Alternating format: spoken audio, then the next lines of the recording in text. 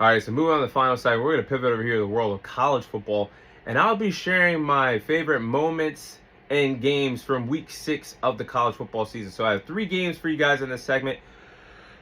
Starting off with the biggest upset in college football this year, UCLA stunning Penn State, defeating Penn State by a score of 42-37. Guys, what the hell happened? What the hell happened? UCLA, an 0-4 team, defeating the 7th best team at the time in the country in Penn State.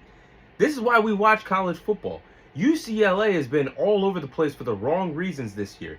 And guys, I think this was the biggest win that UCLA has had as a football program since Josh Rosen was the starting quarterback years and years ago when they won that shootout game against Texas A&M in overtime. Years and years ago.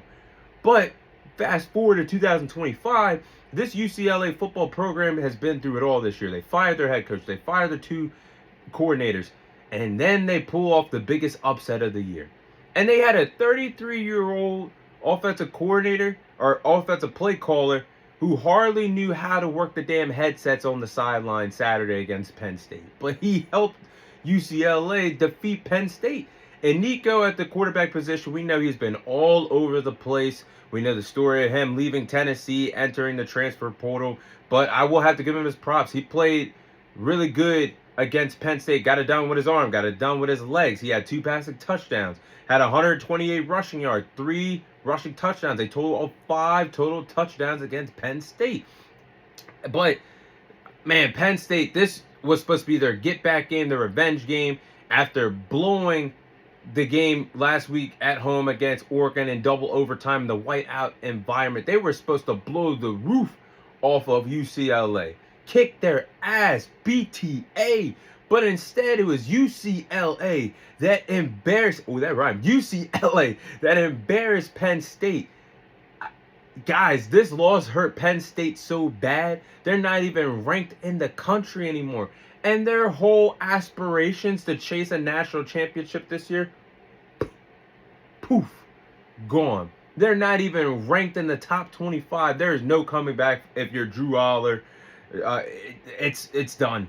Penn State, yeah, you're going to compete for a bowl game this year, but you ain't getting in the college football playoffs. I guarantee you that. There's no way. I'm still lost for words that UCLA pulled out the biggest upset of the year against Penn State. Wow. Next upset, and this one makes me happy as a Florida Gators fan. It was the Florida Gators defeating the Texas Longhorns by a score of 29-21. Now, this was the best that the Florida Gators have looked all year long.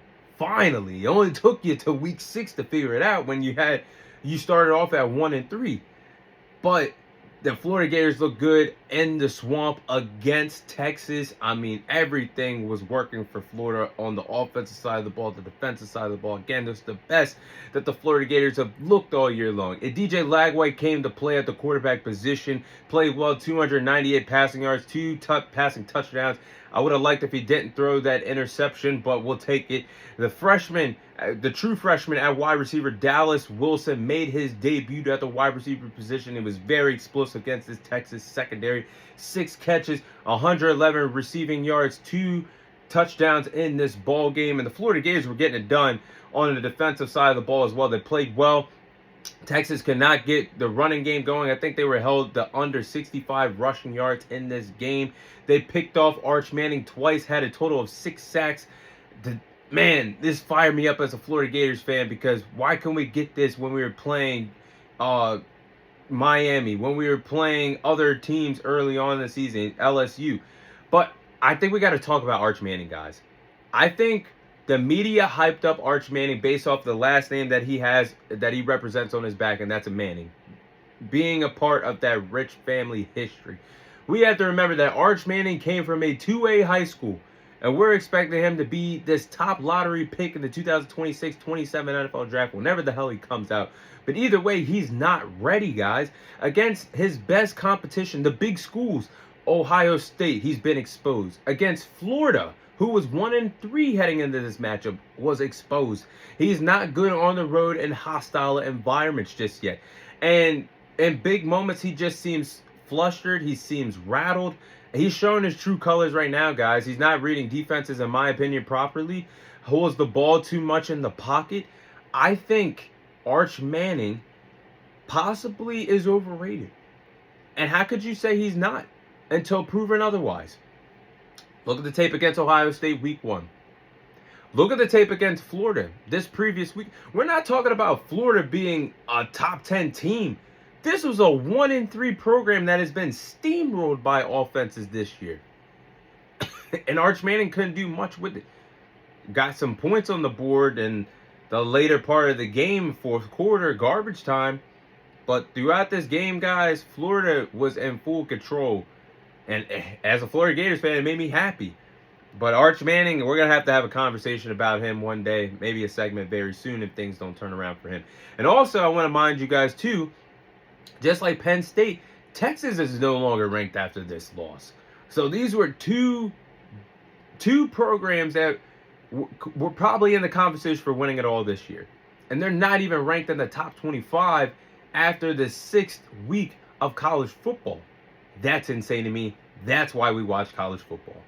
And in the final game I'll cover, you had the Miami Hurricanes defeat the Florida State Seminoles by a score of 28-22. Now, honestly, guys, the score does not reflect how this game went. I honestly think that Miami gave Florida State a beatdown. And honestly, it was 28-3 heading into the fourth quarter. Miami was just giving up pity points at this point to Florida State late in the ball game.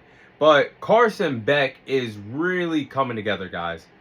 I honestly, personally wrote him off last year with the season that he had with the Georgia Bulldogs.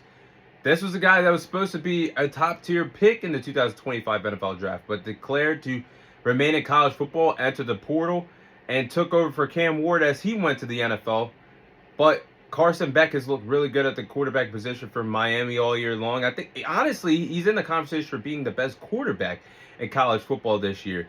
I mean, he threw 4 passing touchdowns in this game, 2 to their standout wide receiver, Malachi Toney.